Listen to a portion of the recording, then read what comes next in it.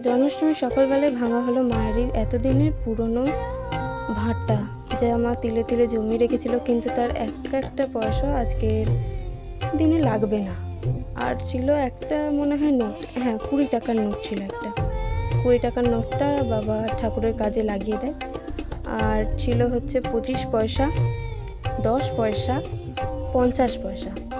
এই কয়েনগুলো এখন আর কোনোটাই লাগবে না। আর বিকেল থেকে শুরু হয়েছিল নারকেল কড়া।